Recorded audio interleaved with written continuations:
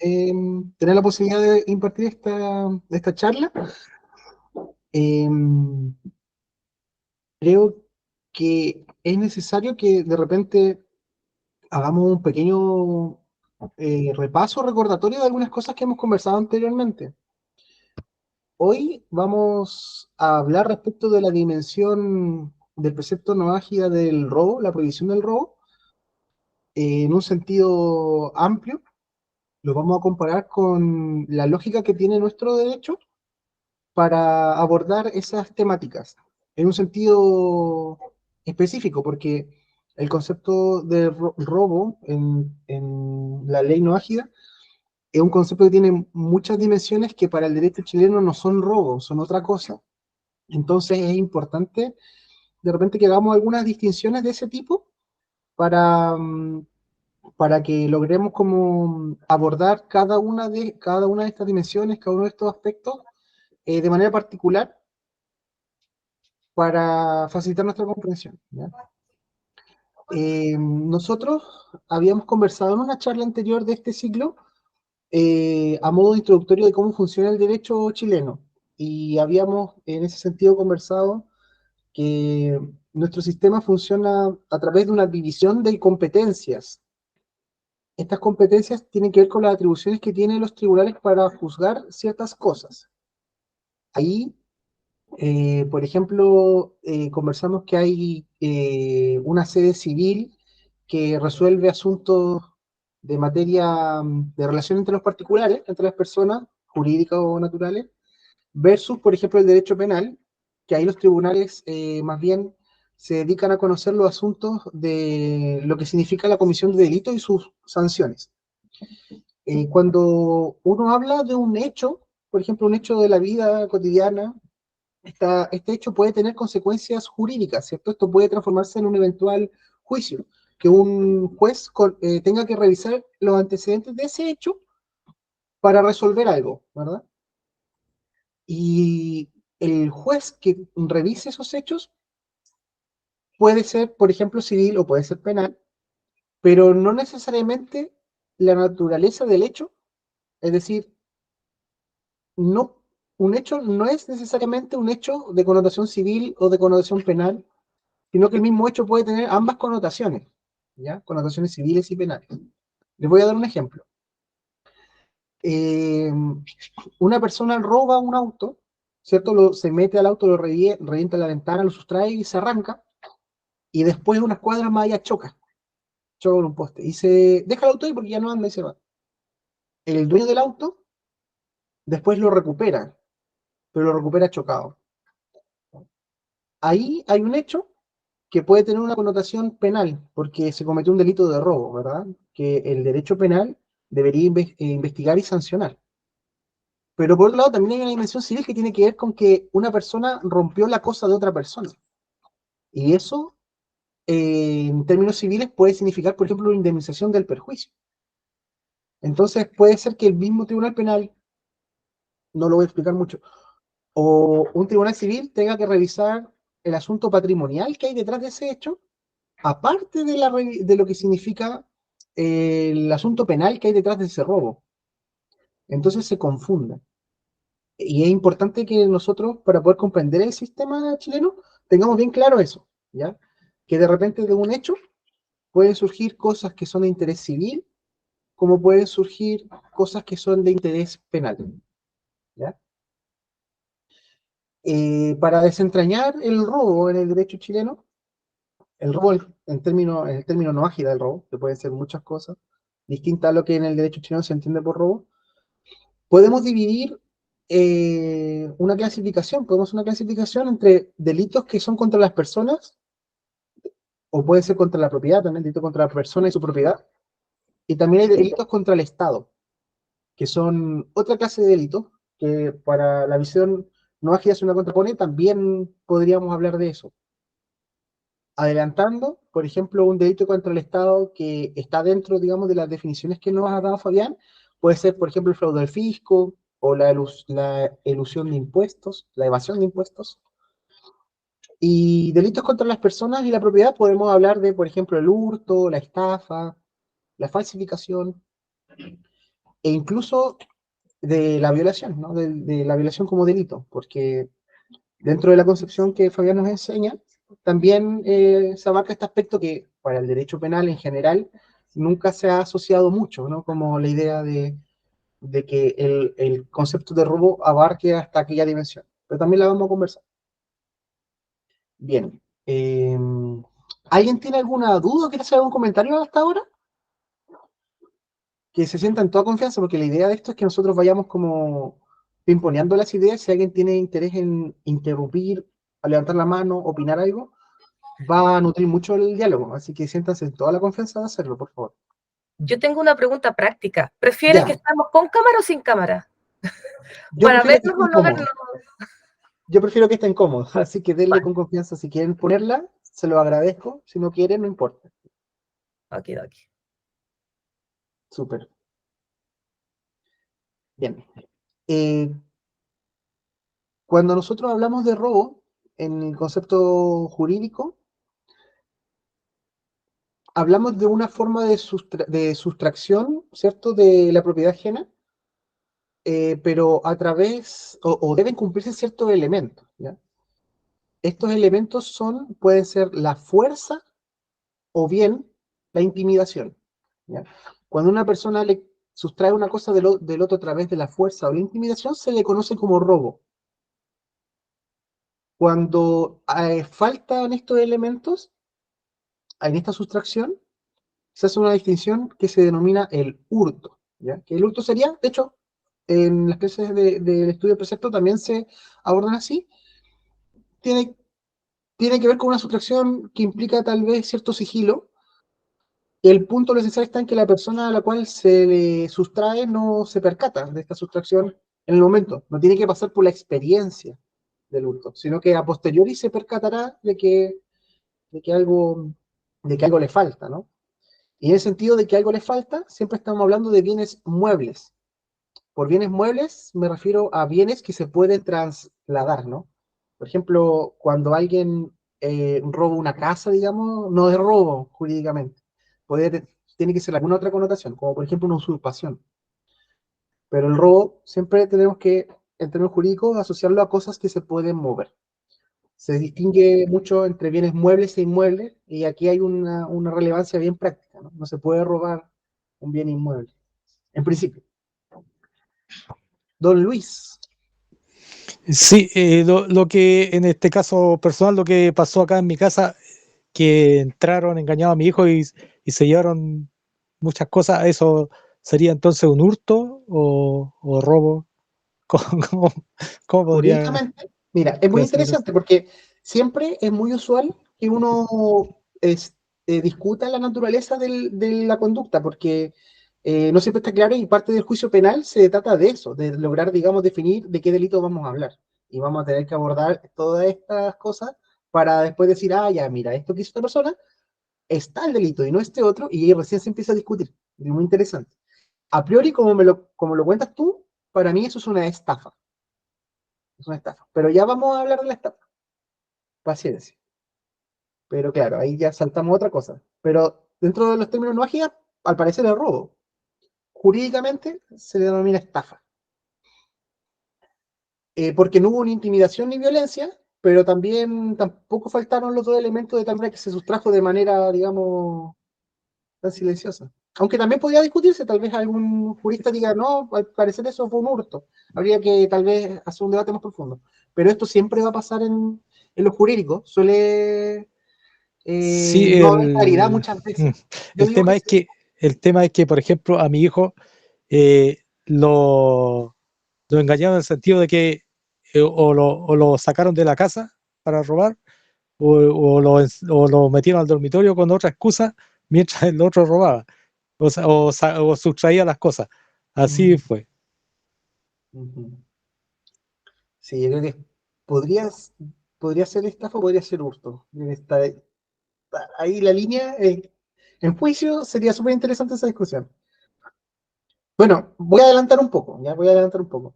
La estafa implica dos elementos súper importantes. Tiene que haber un engaño, una simulación de una realidad que no existe. y que a través de esa simulación debe haber un aprovechamiento económico, ¿ya? Por ejemplo, pueden haber muchos ejemplos. Inventarle a alguien que se ganó la lotería, que no se la ganó y venderle el boleto, algo así, como toda esta suerte de construcciones ficticias, ¿cierto? De realidades que no hay para efectos de hacer un aprovechamiento económico de distinto tipo. En ese sentido, por ejemplo, no sé si me cuentas que lo que pasó ahí fue que las personas llegaron, tal vez distrajeron al chico y mientras está distraído le sustrae las cosas, probablemente es hurto. Pero si estas personas, digamos, que generan todo un cuento, una historia, tal vez que le haga a él creer algo distinto y que eso termine, por ejemplo, entregando las cosas, sería diferente.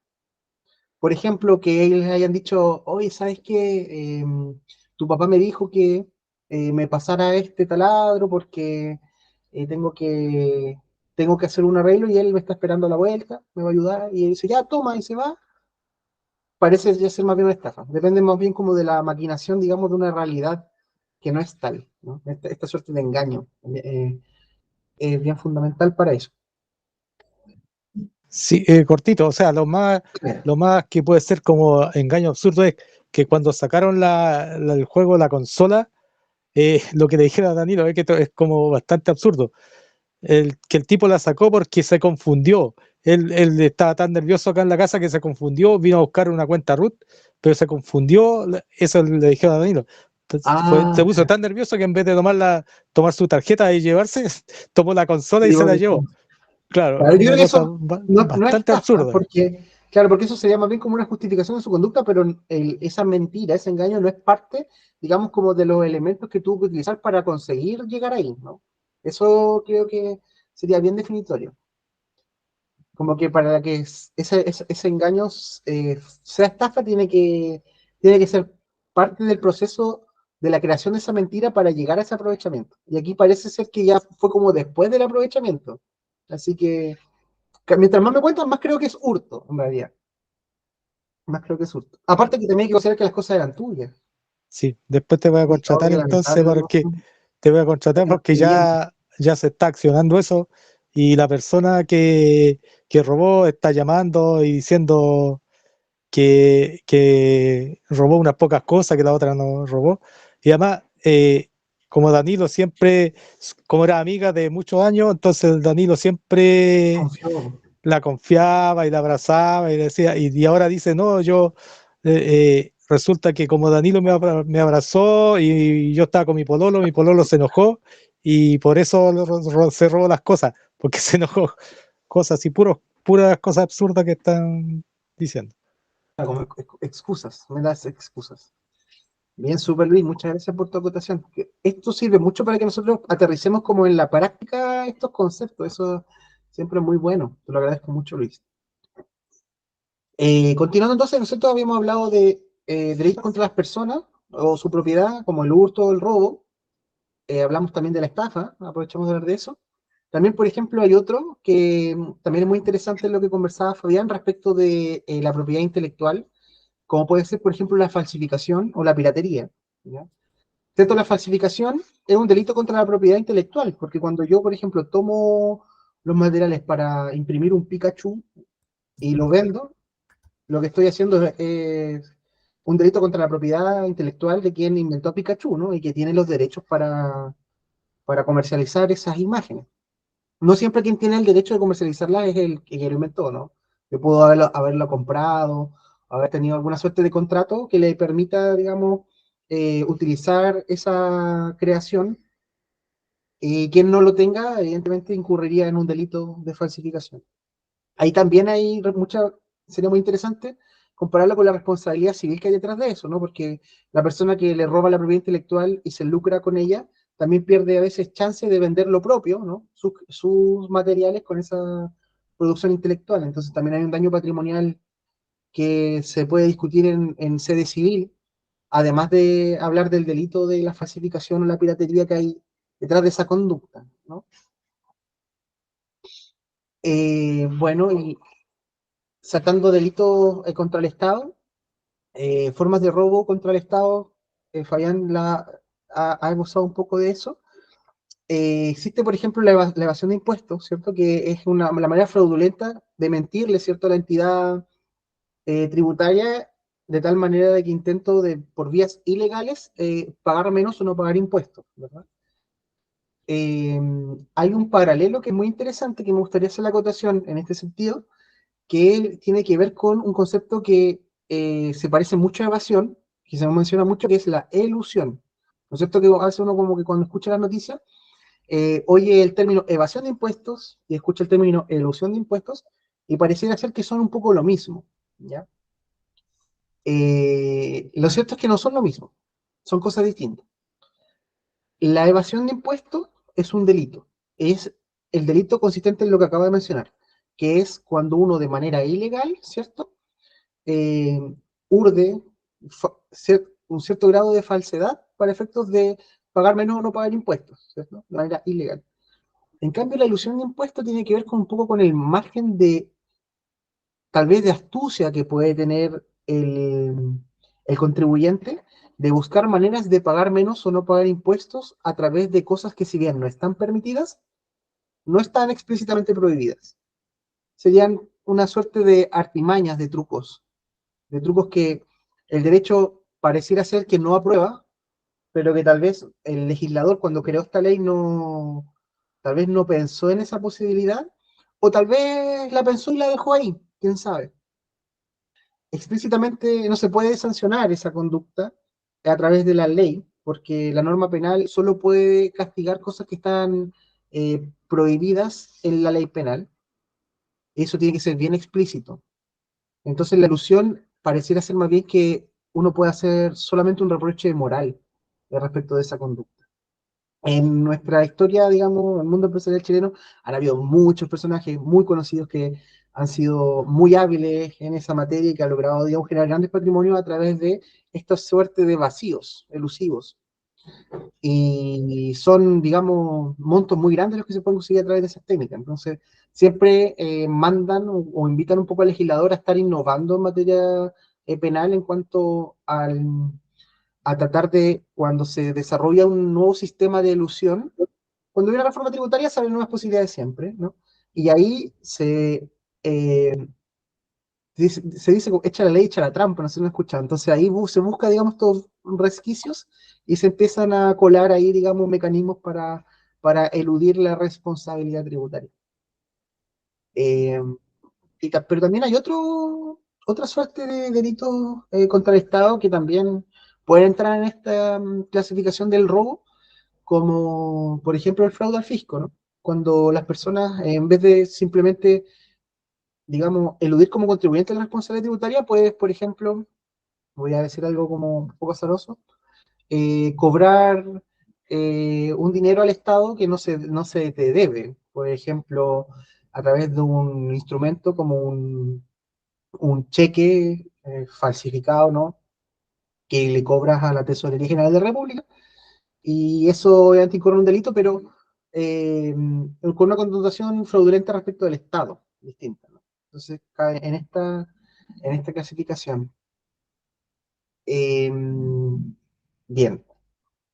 Me gustaría saber, por ejemplo, aquí quiero hacer un paralelo respecto a lo que hemos aprendido con Fabián, pero ¿qué piensan ustedes respecto de esta definición relativa al, a la ilusión respecto a la evasión? ¿Ustedes creen que sería una transgresión?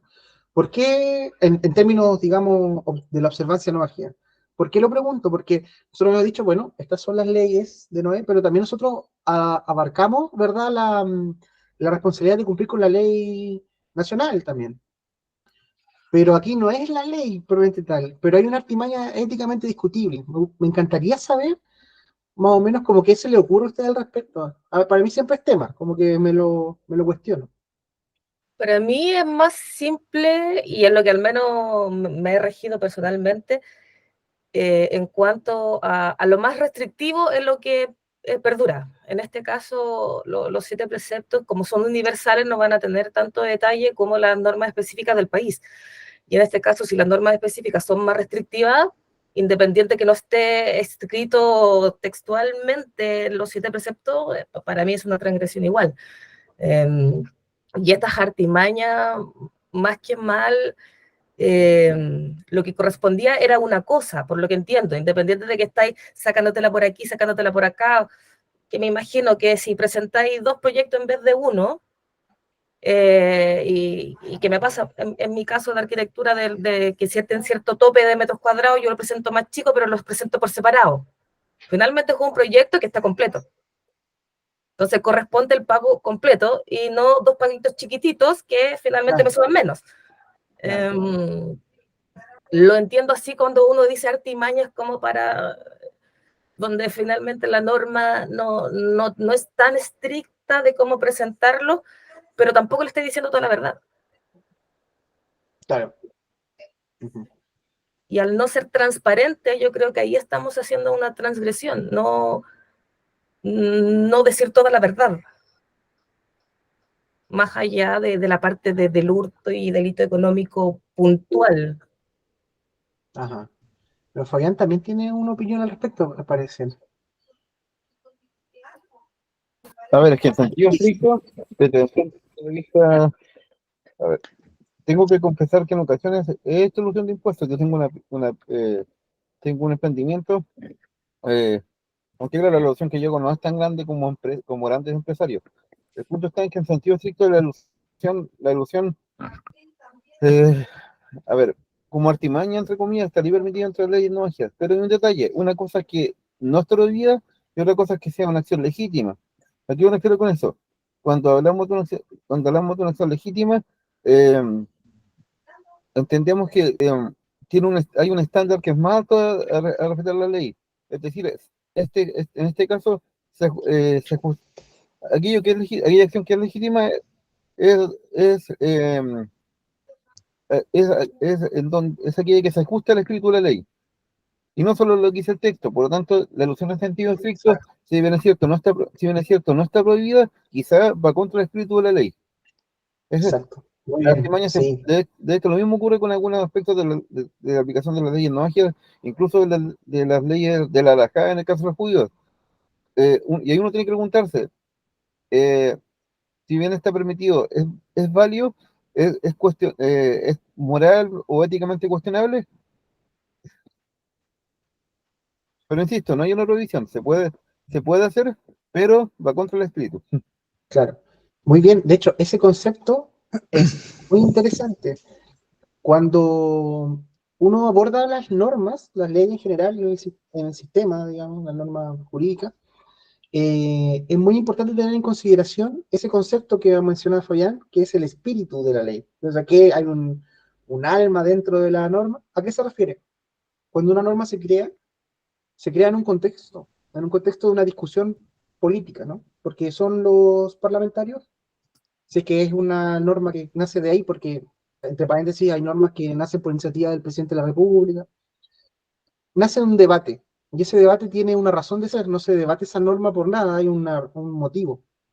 Entonces, cuando uno desentraña el motivo de la discusión parlamentaria, es una gran herramienta para poder llegar a esto que se denomina el espíritu de la norma y poder desentrañar, digamos, cómo se debería entender.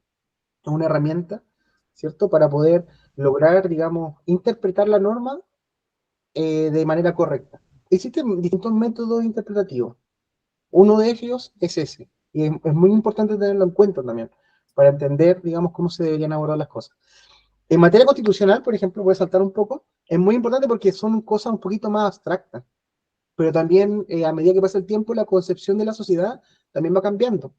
Y los conceptos también tienen una connotación distinta y se abordan considerando también esa evolución de la sociedad que va cambiando su forma de ver el concepto. Súper, súper bien. Quería hacer un comentario a propósito del robo, que nosotros, como dijimos, hay manos levantadas, ¿no? No. Sí, yo iba a dar una opinión, pero Luis, no importa, me autocensuro, no importa. por favor. Seguro. No, decía yo, ¿qué pasa? O sea, el problema de la ilusión es cuando digamos, la legalidad se contrapone a la moralidad. Ahí está el tema. Es como cómo hacer algo que yo digo, esto está permitido, pero no debería hacerlo, y lo hago igual, no estoy transgrediendo la ley, pero estoy transgrediendo mis principios, y eso ya está mal. Pues, o sea, para un no ágida no debería contradecir los principios no ágidas, o sea, porque la ley permite algo, no debería hacerlo uno. Entonces, esa parte de la ilusión, aunque tengan pymes, pero igual están transgrediendo, digamos, la ley no ágida, no la ley del país, pero sí la ley no ágida, los principios morales que enseña la ley Ahora, no ágida. ojo, por ejemplo, a propósito de lo que comentaba Fabián, a veces hay ciertas decisiones que uno toma tributarias que no son tampoco ilusiones. A veces hay decisiones tributarias que son mejores que otras, pero que no se encuadran dentro de este cuestionamiento elusivo. Por ejemplo, ¿a qué régimen tributario someterse, ¿no? Uno dice, bien, tengo el régimen A y saco el cálculo y digo, pago tanto, y con el régimen B pago menos y me adscribo a ese, o constituyo una sociedad para todo. Puede ser que también hay una brecha bien difusa que, que dentro de, digamos, la legítima decisión del contribuyente de qué opciones tomar, a, digamos, llegar a cruzar esta línea, digamos, difusa de lo que implica una conducta elusiva, ¿no?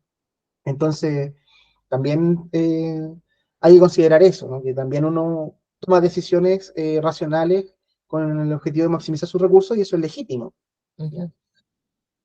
Bien, Pame, ¿qué opinas Sí, tú? no, que apoyando un poquito a lo que estabas comentando, que son como dos cosas completamente distintas. Por un lado está al régimen tributario al que yo me voy a sujetar dependiendo de lo que yo voy a hacer. Si voy a hacer servicios, si voy a vender productos, si voy a vender, y voy a tener diferentes beneficios, uno u otro, y dependiendo de cuál va a ser el trabajo que yo voy a practicar, tengo el diferente régimen. Es como que sea tan así como que, no sé, pues yo como arquitecto voy a vender plano y voy a decir que vendo producto para recuperar IVA. No se puede hacer desde ese punto de vista. Claro, Entonces, esto otro lo que entiendo es cuando efectivamente hay una línea donde puedo decidir, como te decía un poco antes, presentarlo en 2 etapas para ahorrarme un par de lucas, claro, es un buen ejemplo. o presentarlo por 2 empresas, una mitad y otra mitad, para que ambas empresas reciban, no sé, un tal beneficio, siendo que es un solo proyecto perteneciente a una sola entidad. Así lo entiendo como en términos más prácticos. Claro, sí, sí, yo comparto yo personalmente ese criterio. Súper, súper. Bien, yo quería hacer un comentario relativo a que nosotros hablábamos del robo como este acto que implica, ¿cierto?, una intimidación o ejercer la fuerza. Esto nosotros lo conocemos como el robo con intimidación o el robo con fuerza, perdón, robo con intimidación o robo con violencia, por ejemplo, o el robo con fuerza. A ver, voy a explicar un poco. El robo con intimidación sería equivalente a cuando una persona, claro, se apropia de los bienes de otra a través de la amenaza, ¿no? Puede ser no necesariamente física, puede ser moral, puede ser a través de palabras, o puede ser a través de un riesgo inminente relativo, por ejemplo, a portar un arma o lo que sea. No voy a aterrizar en sanciones, pero son sanciones bastante altas, más aún cuando se hacen ejerciendo la violencia, ¿no? Cuando existen golpes, existen ciertas, por ejemplo, maniatar a una persona, qué sé yo, para ejercer ese robo. Son delitos que son severamente castigados por el derecho, ¿eh? Y de hecho, en Chile especialmente son bastante altas esas penas. Cuando hablamos del hurto, es distinto, las penas son mucho más bajas, porque se considera que la sustracción de la cosa, cuando se salta esa etapa, digamos, que puede ser traumática, terrible, que debe sufrir la persona afectada, cuando se salta eso, es menos, o obviamente menos reprochable que cuando no se saltan esa experiencia. Entonces ahí se valora un poquito también como la integridad humana, más que la cosa misma. Entonces, por eso el hurto tiene una sanción inferior al robo, un delito más pequeño, de menos entidad. Se arriesga menos pena, qué sé yo. En ese sentido, hasta hace no mucho tiempo, se consideraba incluso ciertos hurtos no como un delito, pero sí como una falta. Es decir, de cierto monto hacia arriba, hurtado, que se tiene que calcular, existía un delito y de ese monto para abajo existía una falta. Y ese monto era una UTM. No sé cuánto está la UTM ahora, con 40 y tantas, casi 50 lucas. Bueno, un hurto, perdón, de 30.000 pesos no era considerado un delito, pero sí era considerado una falta y acarreaba una sanción, una multa a pagar. Hoy día sigue siendo así, pero el monto disminuyó. Es decir, se sanciona como falta el hurto de medio UTM hacia abajo. Si el UTM estaba más o menos en los 50.000 pesos, no estoy muy seguro, digamos que un robo de menos de 25.000 pesos podría ser una falta que se paga con multa en vez de un delito. Si son superiores, se reconoce como un hurto delito y se enfrenta a, ¿cierto?, el proceso penal como delito. ¿Ya? Entonces, así, ahí se va, digamos, jugando, digamos, el espectro de las conductas que están dentro de la definición de robo y hurto. Que todo esto es la misma norma que las describe, entonces son como una familia de delitos. En cambio, la estafa y los delitos contra el Estado están en otras partes del código, son diferentes, tienen otra, no son tan familiares como esta triada, digamos, de conductas que les menciono. Ahora quiero hablar de un tema que puede ser un poco como crudo, ¿ya? Que tiene que ver con la categoría de los delitos sexuales. Y los delitos sexuales eh, son una serie de delitos que se atenta contra la indemnidad de las personas, ¿verdad?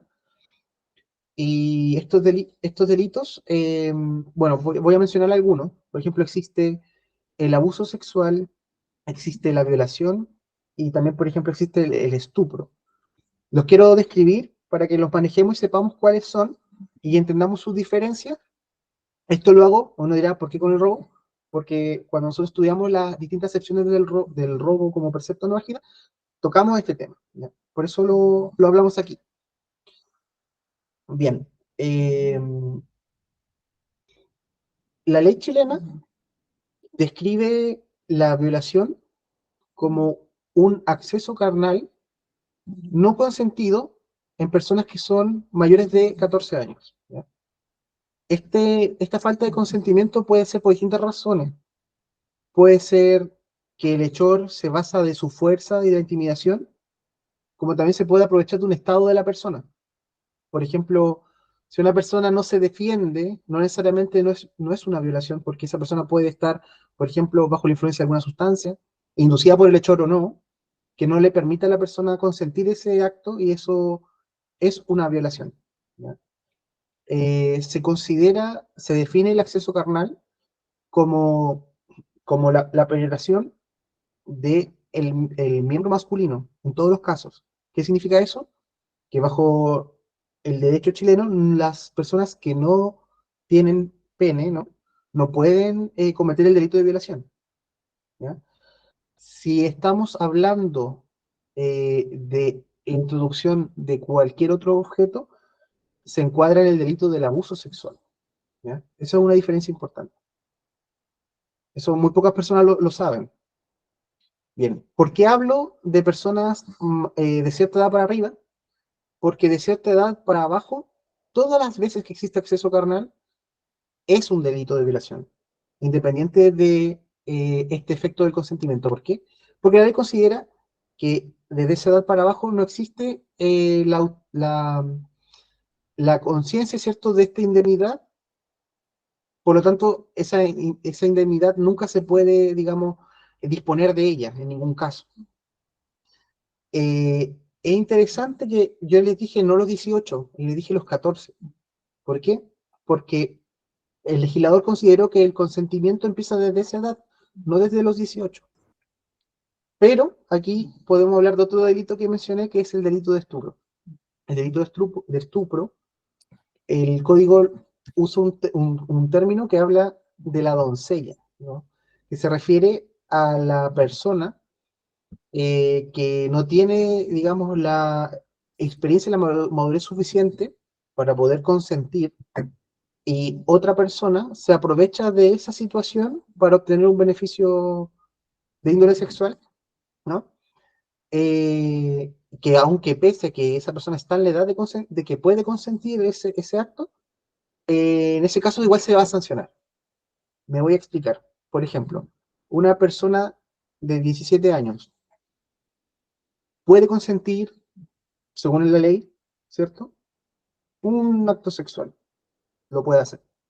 Pero imagínense que esta persona es una persona que los papás nunca pescaron mucho y que pasa muy sola y no tiene tampoco muchos recursos. Entonces, una persona en la cual confía, por ejemplo, un profesor, por decir algo, le dice, bueno, yo te ofrezco eh, escucharte y atender como tu situación y mantienen después una relación afectiva.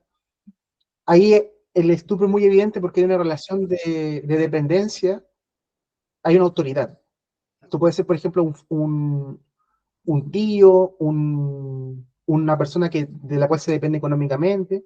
También esas personas, ¿cierto?, tienen que responder a un estándar más estricto para evitar, digamos, el aprovechamiento de la falta, digamos, de madurez experiencial de las personas.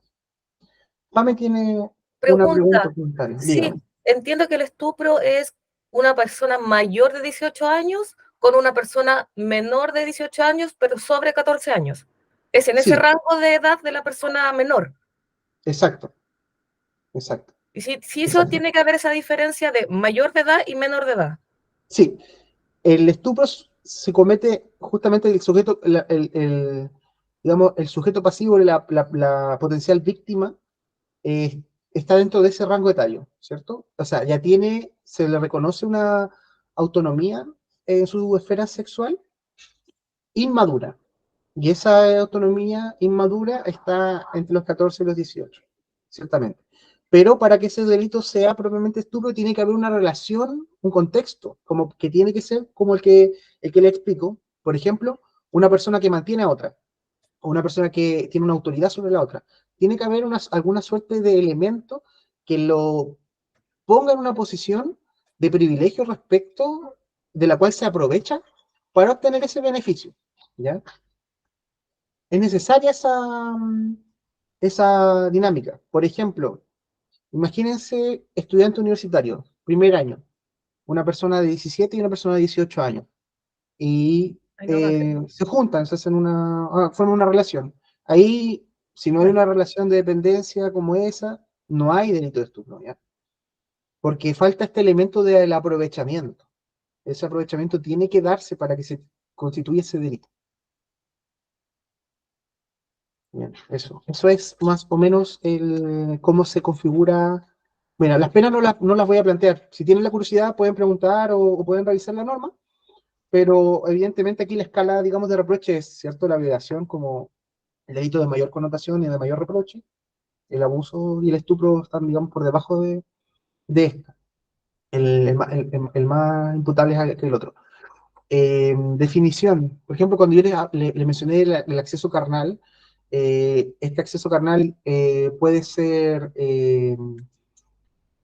cualquier forma de acceso, digamos, no sé si me explico. No necesariamente tiene que ser el acceso al órgano genital opuesto, ¿no? Puede ser otra, puede ser la boca, así, ¿no? No necesariamente que la violación tenga que cumplir, digamos, como con la cúpula, propiamente tal. ¿Ya? Eso es más o menos lo que les quería plantear. ¿Tienen más preguntas? Bien, Luis. Sí, que está definido, por ejemplo, ya la violación y todo, pero el abuso en sí, ¿qué más característica tiene para que sea solamente abuso y no otra cosa? Bien, súper bien.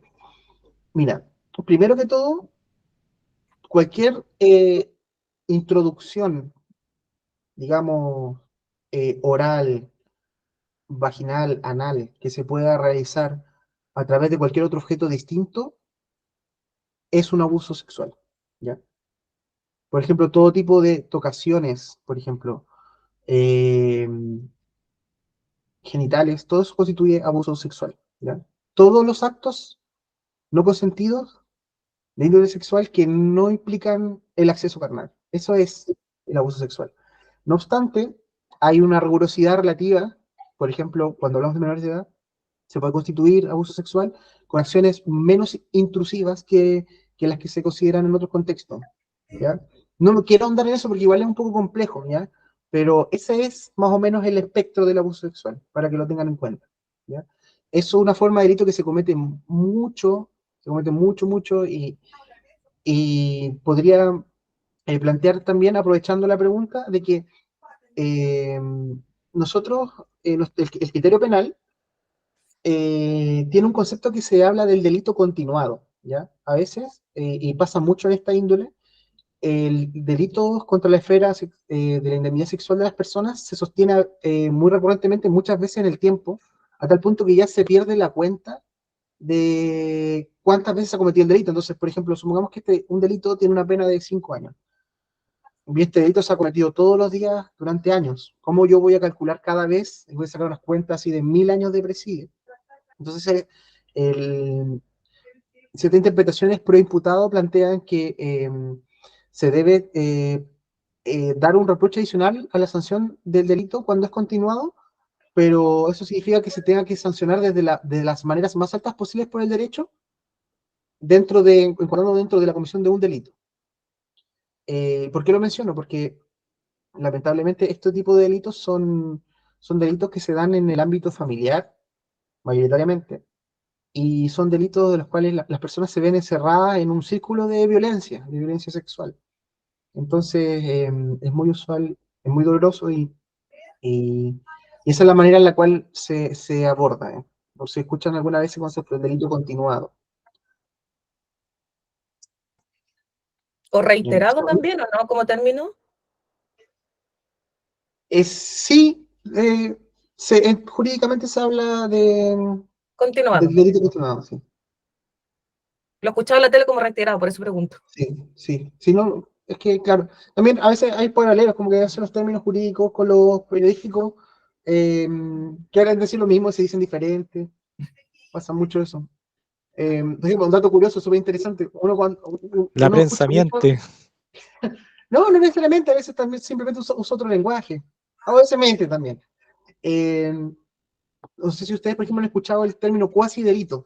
Cuasi delito y uno tiende a pensar que un cuasi delito es como un casi delito, ¿no? Como una especie de, hizo algo, pero casi lo hizo, no lo hizo, quedó a media. No tiene que ver con eso, y es importante aclararlo. Por ejemplo, cuando uno dice cuasi delito, se refiere a delitos que fueron hechos por imprudencia. Por ejemplo, Sin con el intención. homicidio, sin intención. Mira, pues te voy a dar un ejemplo súper concreto. Hablemos de un homicidio. Una persona mata a otra, ¿no? Si una persona va ebria manejando exceso de velocidad y mata a otro, no puede ser sancionada con el mismo criterio, el mismo error que una persona que lo planificó, tal vez. Entonces, esa diferencia que tiene que ver con quién lo hace a sabiendas, digamos, y pretende, digamos, que ese sea el resultado de su actuar, es el homicida, y el cuasi delito, digamos, sería, por ejemplo, este que lo hace por imprudente. Luis.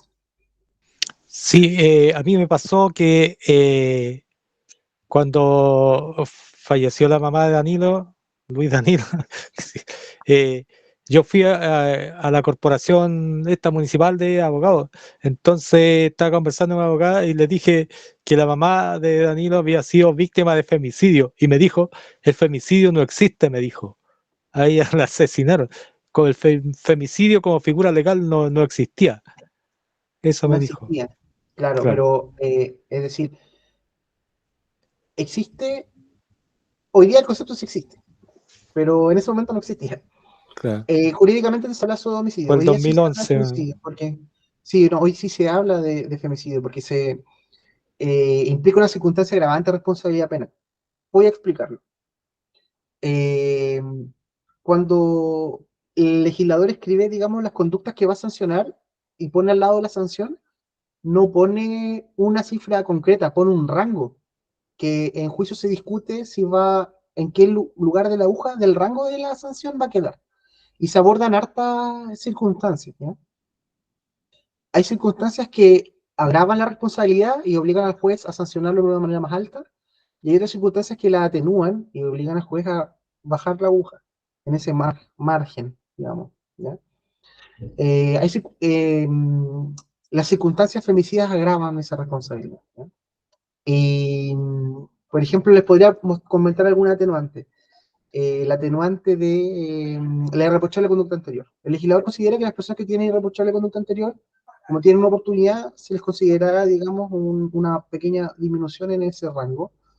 Y también, por ejemplo, las personas que buscan reparar de manera celosa el mal que causaron, ¿cierto? Que buscan las maneras de resarcirlo de manera espontánea, digamos, también genera ese efecto, digamos, atenuante. Y hay circunstancias que lo hacen más grave, como por ejemplo una persona que planificó muy detalladamente su delito tiene un reproche mayor que una persona que lo hizo por impulso, digamos. En ese sentido, más o menos ese es el criterio que se utiliza, ¿ya? Luis. Sí, en la parte, por ejemplo, de, digamos, judaísmo, leyes novágidas, el robo comprende la restitución del robado para el infractor. Y acá en la Bueno. legislación chilena, ¿cómo vamos ahí? Súper interesante, es que diste en el clavo, porque ¿se acuerdan que yo al principio de la charla les planteé esto de la responsabilidad civil y la responsabilidad penal? Lo que dijo Luis es justamente la responsabilidad civil que emana de los actos. Es decir, uno ese penal, el Estado, digamos que persigue al delincuente y lo sanciona. Pero la víctima, si fue lesionada, digamos, en ámbito patrimonial, o tal vez no necesariamente patrimonial, puede haber ciertos perjuicios de otro tipo, médicos, eh, lucro cesante, lo voy a definir en un ratito más. Eso se resuelve en sede civil o en el proceso penal también se puede abordar, ¿ya? Por ejemplo, hay salidas alternativas dentro de ciertos delitos que tienen una pena no muy alta. Uno puede irse por un camino, digamos, de la reparación antes de recibir la sanción, ¿ya? Pero también la persona siempre va a tener la posibilidad de demandar en sede civil la reparación del mal que le han causado, ¿ya? Eh, el trabajo comunitario que menciona Fabián no está contemplado porque el trabajo comunitario es más bien un resarcimiento social, pero el resarcimiento del que yo me refiero, que se tiene que hacer en sede civil, como una compensación económica por el daño causado, es para la persona en sí misma que fue afectada por el acto, ¿ya? Y en materia penal, estos acuerdos reparatorios que se llaman, también apuntan a restituir el daño que han causado en la comisión del delito. Es decir, la ley, el tribunal dice y la ley contempla la idea de que de repente es más importante reparar el daño que se provocó antes de recibir una sanción. Es decir, ¿para qué está el derecho penal? ¿Para castigar solamente o para reparar la situación? Entonces, se buscan métodos en ciertas circunstancias las cuales permiten, digamos, poder repararlo y a través de eso, digamos, salir de una forma alternativa a la condena. Y también, por ejemplo, esta atenuante responsabilidad penal que les comento de que las personas que reparan celosamente el mal causado pueden recibir una pena menor en el ámbito de la ponderación del reproche dentro de este margen de pena. ¿Cachai? Entonces, ahí va el asunto que plantea Luis. Tiene esas dos vías, la vía en el proceso penal y la vía en el proceso civil. Como el ejemplo que les di del auto, que me robaron el auto y me lo chocaron, ¿no? De repente esa solución puede salir como una salida alternativa, un acuerdo reparatorio en un proceso penal, o yo puedo demandar civilmente la restitución o imagínense incluso, por ejemplo, que este auto que les conté haya sido un taxi, y el taxista no pudo manejar 6 meses por culpa del robo con el choque. El taxista tiene derecho a reclamar lo que les comenté que se llama lucro cesante. Es decir, no solo me rompió el auto, y yo tengo que arreglar el auto, llevar a un mecánico que me arregle el motor, lo que sea, sino que también yo perdí 6 meses de trabajo, y yo ganaba, por decirle algo, 700.000 pesos mensuales con ese trabajo. Entonces, al parecer yo tengo el derecho civil de reclamar que se me restituya el valor de la plata que yo perdí por el hecho de que me hayan chocado ese auto. ¿Ya? Luis, cuéntanos. Sí, que yo tuve un accidente de trayecto, claro, y me llevaba a la H y todo eso. Pero allá en la H están un montón de estos promotores ofreciendo servicios de abogado. ¿Eso tiene que ver con qué? Con la reparación de algo de... todo eso Sí, por accidente de tránsito y esas cosas. claro. Aquí saltamos a otra cosa que tiene que ver con el derecho laboral. El derecho laboral es otro, hay otros tribunales que ven esos asuntos y todo lo que implica, digamos, como asuntos de trabajo y de trayecto de trabajo se conocen ahí y hay hartos juicios en eso. Entonces, es normal que los estudios manden ciertos captadores para ir, como, digamos, tomando juicios en el contexto del accidente laboral, del accidente de trayecto, qué sé yo. Entonces, creo que por ahí va ese asunto. Ahora, lo que tiene que ver con accidentes de tránsito, más allá de las responsabilidades penales que pueden haber, a veces, como el ejemplo que yo les di, los accidentes de tránsito no los ve el Poder Judicial, los ve los juzgados de policía local, que son una especie de tribunales que dependen de la municipalidad y que resuelven asuntos como de la vialidad, ¿cierto? Como todo lo que tiene que ver con la ley de tránsito. Así Sí, que es ahí también igual que, tendría abogados apostados ahí también cerca pidiendo. claro, es que el que me chocó me dijo que no lo demandara. Así, cuando me chocó me dijo, no me demande, yo trato de reparar todo lo que pueda, pero no me mande. Y después cuando llegué allá al hospital, ¿qué te pasó? Me chocaron. Ah, mira, aquí este abogado tanto para ver ese tema del choque. O sea, ellos no sabían si yo venía del trabajo, sino que No, sabían que me habían chocado nomás y me ofrecían servicio de abogado sí, para ver eso. mira publicidad, nomás ahí, todo lo que pueda causar consecuencias jurídicas va a haber un abogado, digamos, dispuesto a darte un presupuesto para resolverlo. Pero claro, vete a saber, digamos, a qué camino iba a tomar ese proceso. Pero si hablamos de choque, accidente de tránsito, él es juzgado de policía local. El que va de seguro ofrecer, digamos, un servicio relativo a patrocinarte en una demanda de indemnización de perjuicio en esa sede de policía local. Esto se llama, a propósito, se llama responsabilidad extracontractual. Por ejemplo, cuando las personas celebran contratos, eso se resuelve, cuando hay contiendas, se resuelve ante un juez el asunto de la responsabilidad respecto a ese contrato. Todo lo que sucede, digamos, en el mundo que no está acordado se llama responsabilidad extracontractual. Como por ejemplo, una persona se le cayó un macetero del balcón y le cae en la cabeza a alguien que está abajo, ahí nadie acordó nada, ¿no? Entonces ahí se resuelven como esos asuntos que están reglados como en ese concepto, la responsabilidad extracontractual.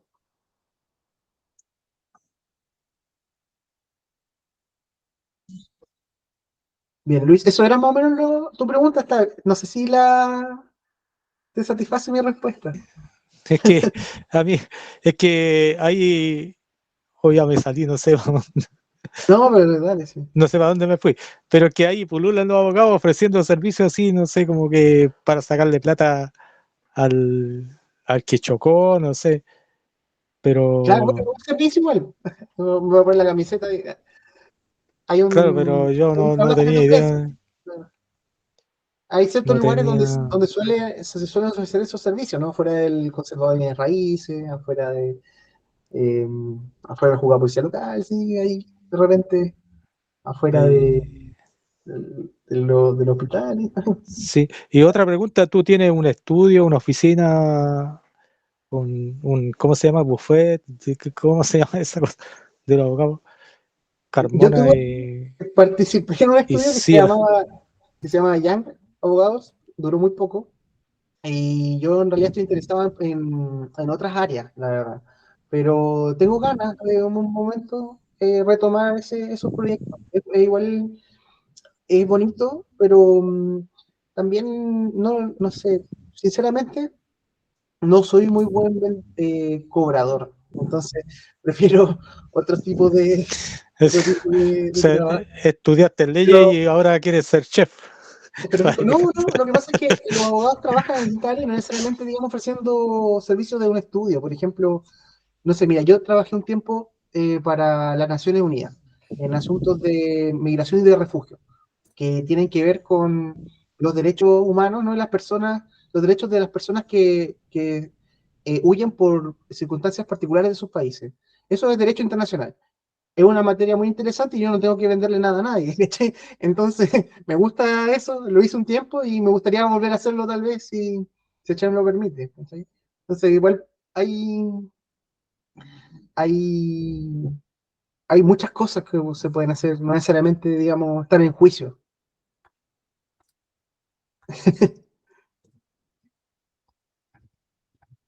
Bien, Lo decía por si yo necesite un abogado.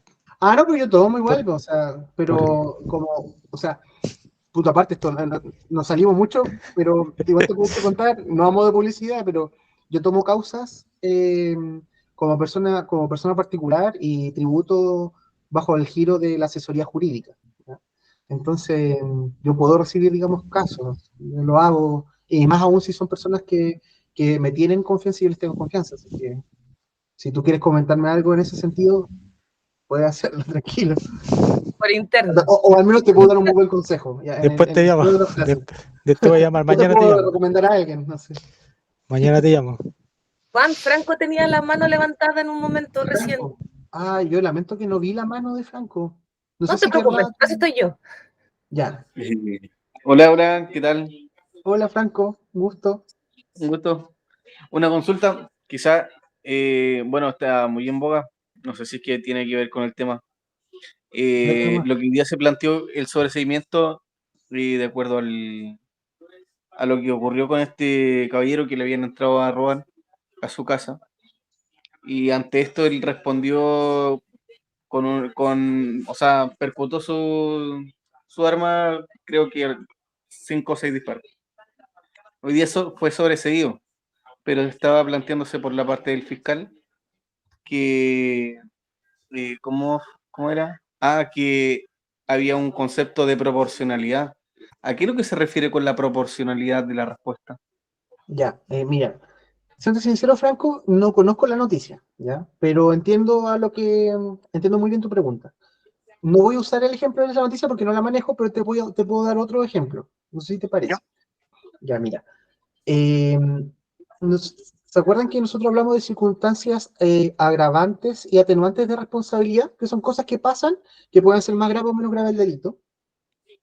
Hay un tercer elemento que no les mencioné, pero que ahora va al caso, que tiene que ver con algo que se denomina las circunstancias eximentes de responsabilidad penal.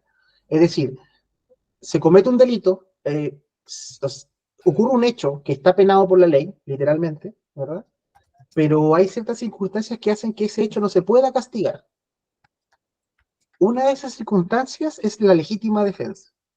La legítima defensa, entonces, es una circunstancia de eximente de responsabilidad penal. Cuando se da esa circunstancia, no se sanciona la comisión del delito. Por ejemplo, una persona es asaltada y mientras es asaltada golpea al asaltante. Lo golpea para efectos de repeler el asalto. Esta persona probablemente cometió un delito de lesiones, pero la ley dice, oye, yo no te puedo castigar porque como yo te voy a exigir algo distinto a defenderte, ¿no? Entonces, te eximo la responsabilidad penal respecto de o a través de la legítima defensa. Pero la legítima defensa no es el chip libre respecto de cómo se repele el robo en ese caso concreto. Exige un concepto que se llama proporcionalidad. Si viene un asaltante, imagínate una persona en estado de calle, bien delgado así, con una cuchara, y me pone la cuchara y me dice, entrégame tu billetera o te pego un cucharazo, no puedo legítimamente defenderme, pero no puedo tomar un cuchillo, un machete gigante o una pistola y dispararle, ¿no? Porque ahí pareciera ser que el riesgo que yo corría respecto de lo que estoy respondiendo es tan desproporcional que ya como que la eximente de responsabilidad penal como que se me va un poco las pailas. ¿Ya? Entonces el derecho exige una proporcionalidad de esas respuestas en ese sentido. No puede ser que yo me defienda con todo, tengo que defenderme de una manera proporcional al riesgo que estoy corriendo. ¿Ya? El riesgo que estoy corriendo, o al menos el riesgo que yo creo que estoy corriendo. Porque, por ejemplo, si me asaltan con una pistola de agua, pero que parece una pistola de verdad y yo repelo de manera proporcional, tal vez sí es proporcional, aunque no lo sea realmente, yo lo creo que es proporcional, entonces no se me puede reprochar tampoco. ¿Ya? Eso es la proporcionalidad. Ahora, por ejemplo, hubo un delito hace un tiempo que fue muy interesante para efecto de esto, que fue un padre y un hijo, creo que se los comenté en la conversación anterior, que les robaron el auto. Y el papá y el hijo fueron en auto a buscar el auto robado. Y encuentran al ladrón y lo asesinan, lo matan en general. ¿Había proporcionalidad de la respuesta? No había, porque el delito fue un robo, ¿cierto? No podrían alegar que repelieron al asaltante para cuidar su vida, porque el ladrón ya se había ido. Se fue a recuperar un auto. Y tú dices, mira, recuperar un auto versus matar a una o dos personas, como que la legítima defensa se empieza como a diluir. Entonces se pierde, digamos, la tesis de la legítima defensa a veces por esta desproporcionalidad, ¿no? Tanto, digamos, de la amenaza como de la entidad del daño, ¿no? Un auto no vale lo mismo que dos vidas, eso entiende, digamos, la norma. Entonces, eh, ahí pasan esas cosas, pero el, esa es la respuesta. ¿Ya? Muchas gracias. De que Franco, un placer. Yo como para entender un poquito el ejemplo, en el caso de que fueron con otro auto a buscarlo y mataron a los delincuentes, lo que se tendría que haber hecho ahí es haber ido a Carabineros, haber dicho, tengo mi auto con GPS y con Carabineros decir dónde está el auto. Porque eso es una conducta súper ideal, ¿no? O sea, conforme a derecho 100%. Sí, podría decirte que sí. Pero tal vez puedan haber, a ver, punto aparte. Aquí estamos hablando de un concepto que se llama la autotutela. ¿Ya? La autotutela es cuando yo me hago cargo de resolver el asunto por mí mismo. La Ok. autotutela está en principio prohibida. La autotutela no debería suceder. La ley piensa que la autotutela no debería pasar, es lo ideal. Nos abstengamos de y que dejemos, digamos, la institución. Perfecto. Ahora, el tema está aquí que concretamente lo que pasó es que hubo homicidio, ¿no? Ajá. Y el argumento fue la defensa de un bien jurídico que está muy por debajo de la vida humana. Entonces, ahí se va a las pailas el hecho. Pero tal vez si ellos hubiesen ido a buscar al asaltante y lo hubiesen tal vez simplemente Asustado. abordado, asustado y haberle quitado el auto o haberle incluso pegado, tal vez no hubiese habido consecuencia penal porque ese delincuente no iba a ir a denunciarlos por haberle quitado de vuelta el auto, ¿no? Ajá. Entonces, eh, el asunto está ahí, ¿no? De que ellos no pueden alegar legítima defensa por un lado, y por otro lado también la autotutela que hicieron escapó de las manos, ¿no? La autotutela de recuperar lo robado. Al final terminaron impartiendo justicia, no recuperado lo robado ni haber repelido nada. Ese fue, digamos, el asunto. Creo que van por carriles distintos en ese sentido. Entiendo. Gracias igual por la aclaración. Súper. Bien, Franco tiene también algo que decirnos.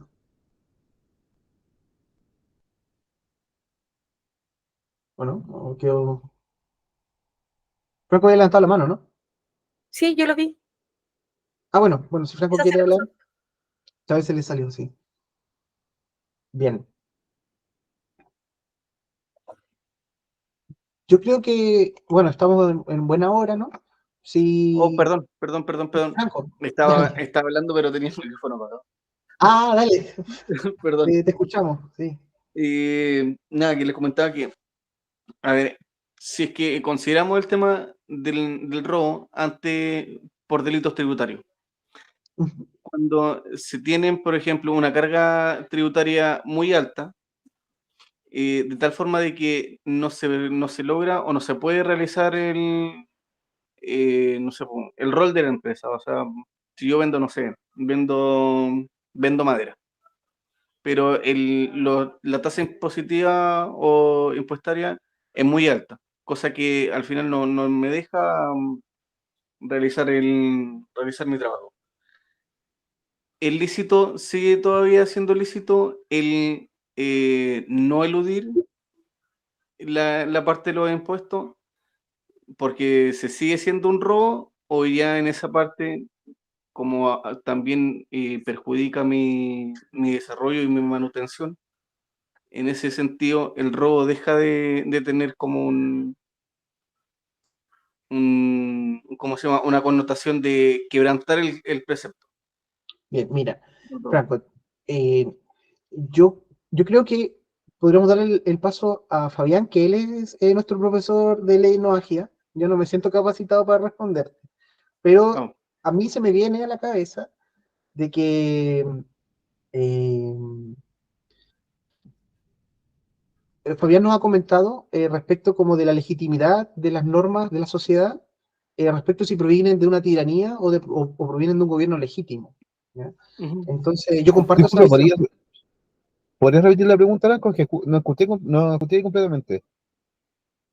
Ya, Sí, no me refería a que cuando la tasa impuestaria o los impuestos son muy altos. Y al final ¿Ya? lo que en realidad terminan haciendo es que yo no pueda realizar mi trabajo y que, bueno, o sea, en razón de que yo tengo que mantenerme, tengo que tener una familia que alimentar y todo lo demás, sigue siendo un robo o sigue quebrantándose el precepto si es que yo eludo impuestos o ya en ese sentido Eh, tengo cierto margen de maniobra.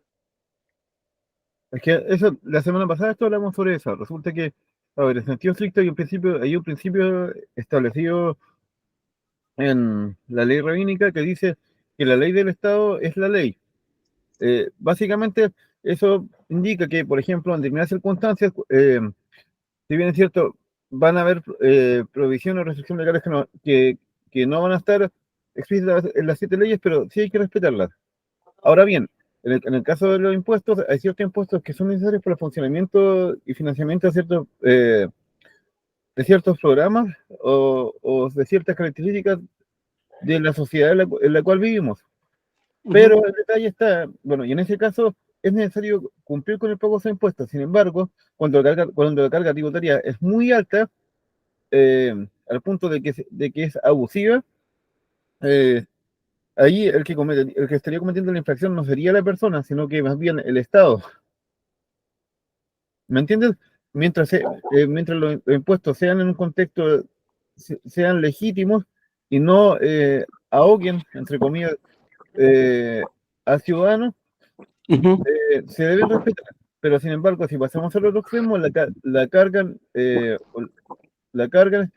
o la culpa recae sobre el Estado y no sobre el tributante.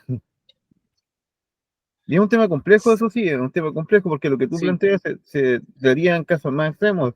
Por ejemplo, se me quedó con Francia hace algunos años atrás, a los súper ricos se les aplicó una alta carga tributaria y eso hizo que un actor conocido, no recuerdo el nombre ahora, se migrara a Rusia, se nacionalizara ruso y renunciara a la nacionalidad francesa para poder evitar pagar ese impuesto, porque él era multimillonario.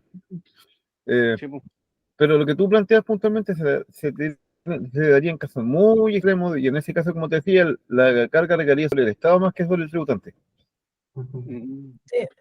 Disculpa, Fabián, es que ahí hay un tema que se nos escapa un poquito quizás a lo que estamos aquí, que es más asociado a tributaria y a contabilidad, en donde lo más probable es que haya que hacer otro tipo de ejercicios partiendo por una ampliación de giro que vaya cambiando la cantidad de ventas que uno pueda tener y para ajustar también los impuestos dependiendo de la escala en la que uno está. Entonces, hay temas legales que están establecidos dentro del Servicio de Impuestos Internos que nos van ajustando todos esos temas de impuestos. Claro, sí, yo creo que en esa situación en particular, lo primero que yo aconsejaría, no, la verdad no me dejó demasiado en derecho tributario, no me fue muy bien en ese ramo, tengo que confesarle, es que me haría asesorar por un buen contador ante todo, ¿no? Para Sí. ver si tal vez la carga impositiva la tengo terrible porque la estoy administrando mal, o porque en realidad la norma no. A mí me Yo, venía en mente mucho lo que decía Fabián respecto de la legitimidad del Estado, ¿no? Como que también uno no está supeditado a la subordinación y a la obediencia máxima cuando el Estado no es legítimo. Cuando o el sea, es gobierno que no es. mire, yo creo que desde ese punto, porque mirándolo desde un punto de vista filosófico, pero juntando obviamente eh, desde desde un punto de vista filosófico, pero dentro del monoteísmo, porque entonces si es que de alguna manera ahí, o sea, se le delega la responsabilidad del Estado, dentro de ese punto sería que la Torá también mandata un punto de vista de gobernanza, de alguna Es que ahí manera. iba yo, disculpa Franco, ahí iba yo al punto de que estos temas son como tan específicos de profesionales, en el que quizás una respuesta más general no daría cabida a tu consulta muy particular. en donde, claro, mi mamá es contadora, entonces he aprendido con ella un par de cositas. Y yo, por ejemplo, como arquitecto, tengo mis boletas como arquitecto, tengo mi empresa como impresora, como imprenta, y tengo mis cosas por separado dependiendo de el servicio que voy a prestar, independiente que yo sea una sola. Y ahí hago mis impuestos asociados a qué cosas estoy haciendo en particular, y he tenido que ampliar mis giros y he tenido que armar empresas en paralelo porque mi giro como arquitecto no me permite hacer ciertas cosas. Y he tenido que ir especificando para poder pagar el impuesto que corresponde, porque finalmente yo estoy trabajando y estoy recibiendo una utilidad en base a ese trabajo. Y eso sí dice la Torá, que hay que cumplir con la normativa. En todo caso, disculpa, pues, igual, de todas maneras, en cuanto como la respuesta, como el paralelo filosófico, de todas maneras la respuesta, Fabián, está fundada en la fuente rabínica, ¿sabes? No fue su mera opinión, visión filosófica propiamente tal, tiene que ver con las conclusiones que han sacado, digamos, De hecho, a esto me quería referir. Puntualmente lo que yo sí, señalaba era en base a lo que se señala desde un punto de vista lógico. Sin exacto. embargo, cada sociedad tiene su propia legislación. Entonces, lo que tú comentas, Pame, nos recuerda de que cada ley o cada ley tiene que contextualizarse. Lo que yo comentaba era en términos generales, descartando lo que ocurre en la legislación chilena puntualmente. Entonces, no, la respuesta que di era más bien general. Ahora, lo que tú mencionas es sumamente importante, ya que igual en casos en los que uno tributa, se hace necesario también conocer cuáles son las legislaciones y asesorarse con los profesionales correspondientes sobre esos temas. Una cosa es lo que vemos en la discusión en tecnologías teóricas, pero otra cosa es lo que se habla en la práctica y en la legislación del país donde uno lo sigue. Sí, por eso lo que comentaba era un complemento a lo tuyo, y que creo que este punto era como muy específico para dar una respuesta más general, y obviamente lo que hemos sumado con todas tus clases, Fabián, de que, y que lo que conversamos un poquito al principio, de que los preceptos universales son universales porque de ahí para abajo uno empieza como a escudriñar lo específico. En este caso vivimos en Chile, tenemos norma chilena, por eso está Juan hoy día con nosotros hablando específicamente de lo que pasa en Chile. Y hay otros temas que, si bien se mezclan con temas legales, están asociados a temas legales de otra índole que los ven otro tipo de profesionales. Acá en Chile son los contadores, y al igual que dice Juan, asesorarse con uno bueno, porque he visto tanta cosa rara en la vida, Los dos también se supone que lo vemos, pero es que los tributaristas, digamos. por algo hay especialistas los especialistas. Sí, pues no, pero que, claro que están los tributaristas, ¿no? Los Sí, tributarios, pero yo no soy uno de ellos. entonces era como en un ánimo de que finalmente tenemos que seguir como interiorizándonos, estudiando más para poder tener unas respuestas más específicas, porque creo que todos tenemos algún contexto muy particular donde... Pero da por una gran charla la pregunta de Franco en todo caso, como de poder hablar, digamos, dónde están los límites, digamos, como ético-morales, energía versus, frente, digamos, a lo que implica la obediencia hacia el Estado en toda su magnitud, y específicamente lo tributario, lo encuentro muy profundo, muy interesante. Sí, es que yo creo que de alguna manera eh, esto nos podría llevar a tener como alguna concepción más monoteísta con respecto a nuestro rol dentro de la sociedad. Claro. Eso es lo que estamos buscando Entonces, hoy, de hecho, aquí. O eso, esa es mi expectativa, ¿cachai? De que nosotros logremos, digamos, aterrizar estos conceptos a lo cotidiano y a la sociedad que nos toca. Entonces, sí. te agradezco mucho, de hecho, la intervención en ese sentido. No, está súper entretenido en todo caso la clase. Legal. Muy buena.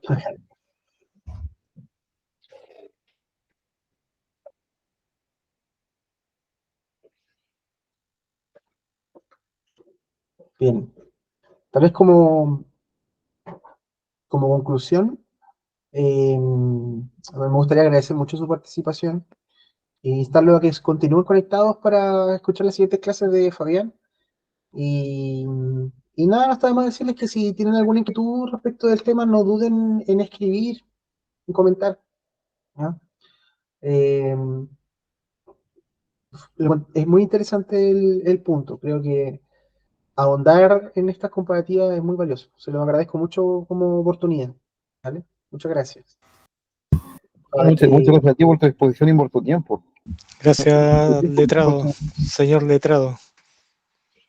Quería dar una opinión, o sea, algo que había sucedido hace mucho tiempo cuando hablábamos con Menache en las clases, y lo que está sucediendo ahora, él siempre había tenido en su mente, en su corazón, y también la mamá de Pamela, dijo en unas clases de no ágidas, debiera haber alguna vez un abogado. Y después voy a mandarle un mensaje, me va a decir que lo que él quería en un tiempo con Solange, hoy en día se podría decir que se cumplió.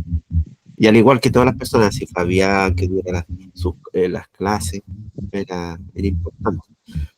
Y agradecerte también agradecerle a Fabián por todo lo que ha hecho, disculpen, y agradecerte en este momento por todo, pues fue algo muy importante para todos. Eso quería. Muchas gracias, Cristian. Muchas gracias.